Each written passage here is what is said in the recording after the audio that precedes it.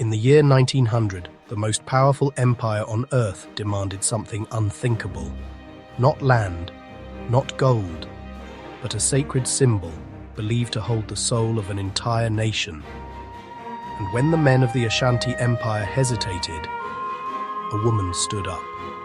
Her name was Yaa Asantewaa, and what she did next would shake the British Empire itself. Long before colonial maps carved Africa into pieces, the Ashanti Empire stood as one of the richest and most organized kingdoms in West Africa. Gold flowed through its rivers, power flowed through its kings. At the center of it all was the Golden Stool, not just a throne, but the spiritual heart of the Ashanti people. The Golden Stool was not meant to be sat on, ever. Legend says it descended from the sky, carrying the spirit of the Ashanti nation. To possess it was to control the soul of the people. So when the British demanded it, they weren't just asking for an object, they were declaring dominance. The British governor, Frederick Hodgson, made a demand that would ignite a war. He wanted to sit on the Golden Stool. To him, it was power. To the Ashanti, it was sacrilege. Silence filled the council.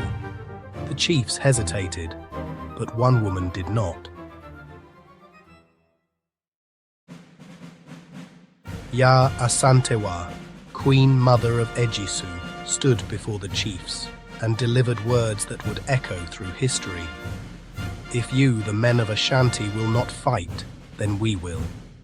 It was not just defiance, it was a call to war. From villages to forests, the message spread. War drums echoed, farmers became fighters, hunters became soldiers, and under the leadership of Yaa Asantewaa, an army began to rise. The Ashanti forces surrounded Kumasi, trapping British troops inside the fort. Cut off, outnumbered, the empire that ruled continents was now under siege. Reinforcements came, guns, cannons, strategy. The British adapted, and the war turned brutal. This was no longer just about the Golden Stool. It was about survival. Villages burned, lives shattered. But the Ashanti did not surrender. The British never found the Golden Stool. It remained hidden, protected, untouched. But the cost of resistance was devastating. Eventually, Yaa Asantewaa was captured, exiled far from her homeland, but her spirit was never broken. The background paired to capture theme. She was not just a queen, she was a symbol of resistance, of courage, of defiance. In a world that expected silence, she roared. Her story lived on, in songs, in history, in the spirit of future generations. The fight for freedom did not end with her. It had only begun. When the war ended, there was no celebration, no victory songs, only silence. Hearths went cold, courtyards stood empty, smoke lifted like a thin prayer. The Ashanti Empire had been shaken, its leaders exiled, its people grieving. The drums were quiet, the market still. Names spoken in whispers, but something had changed forever. In the hush, a vow took root. The British had won the battle, but not the spirit of the Ashanti. The Golden Stool remained unseen, its meaning unbroken. The path lay empty now. Soon, footsteps would return. For this moment, only silence. And in that silence, the people gathered their breath. Through all the destruction, The Golden Stool was never found. Hidden, protected, sacred. No eyes profaned it. No hand possessed it. No ruler sat upon it. Even the British Empire could not claim the soul of the Ashanti, because the stool is not merely gold, breath, memory, oath. It lives where reverence gathers, in the hush of leaves in the guarded dark. Cloths laid, charms whispered, footsteps retreating, and that was a victory no army could take.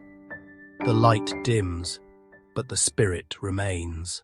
Far from the forests of home, she crossed the sea to a quiet island of wind and salt. No throne, no army, only a solitary seat facing the horizon and the ache of distance.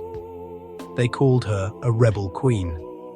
She wore the name like woven cloth. At sunset, she sat in the hush, hands folded, eyes steady, listening for drums that did not come, whispering proverbs to the breeze, sending them east toward Kumasi. Letters faded, seasons turned. Her steps grew small, her shadow long, but her name had already become legend.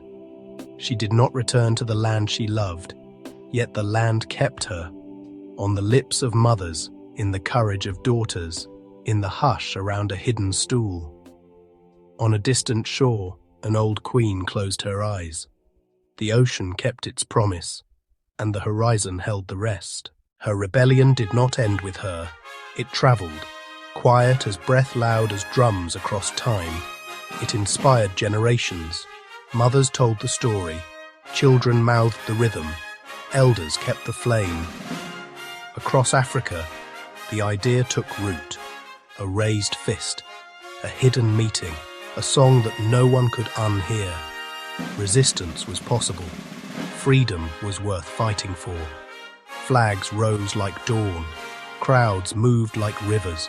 Footsteps found courage. From hush to thunder, from whisper to chorus, her name became a signal, passed hand to hand, heart to heart. And when the sun broke the horizon, it wasn't just light.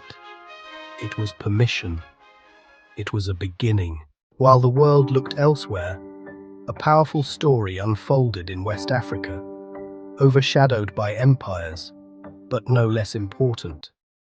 Because sometimes, the most powerful revolutions are the ones history almost forgets. Great powers redrew borders, with ink and ceremony. In Ashanti, resolve was drawn in whispers and courage. History glanced away. We look closer. When the moment came, the men hesitated, but one woman stood and changed history. So ask yourself, if everything was on the line, would you have stood with her? In 1900, one woman challenged an empire. She did not win the war, but she won something greater: immortality. Her name still echoes through history.